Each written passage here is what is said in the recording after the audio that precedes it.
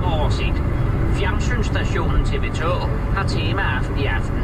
Man viser først Maretes mave, så Eriks og Annis bryster, og endelig den nye serie, Brian Mikkelsens næse, der følger en ung mand, der nægter at indse, at han har fået en næse, og derfor må hælde vand ud af ørerne. Jeg står her foran Brorsonskirken på Nørrebro i København, hvor flere vrede demonstranter i øjeblikket er samlet. Og ja, undskyld, hvis jeg lige må forstå dig. Hvad er det, du er utilfreds med? Altså, det er regeringen.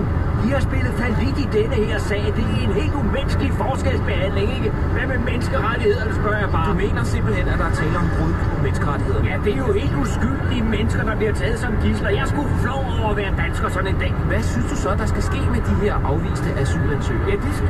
Hvem? Altså, irakerne inde i kirken, der skal sendes tilbage til Irak. Nå, de kan da bare tage afsted. Og jeg taler om, at der ikke er nogen danske kanaler, der viser landskampen mod Sverige på næste lørdag. Ja. Hvad har det med menneskerettighederne at gøre? Hvis uskyldige mennesker som mig ikke får lov til at se kampen på tv og råbe af Morten Olsen og Dennis Rommedal, ja, hvad så ikke? Så må jeg råbe af min kone, og det er sgu da synd for hende. Ja, men synes du ikke, det er synd for irakerne, at de skal sendes hjem til et land, de fleste ikke længere har et tilhørsforhold til? Ja, det ved jeg ikke noget.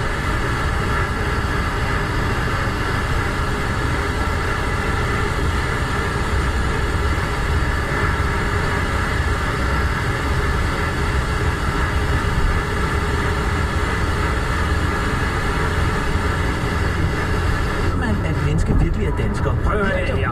Hvis du satte en stor skærm op herude, ikke? Ja. Der kunne vise kampen, så vil man kunne se, hvem der var ægte danskere. Hvis ikke de kommer frivilligt ud af kirken, når landskampen begynder, så er de jo ikke rigtige danskere, og så skal de sendes hjem. Jamen altså, nu er det jo ikke alle danskere, der interesserer sig for fodbold. Prøv at høre her. En ordentlig, demokratisk, fredselskende dansker.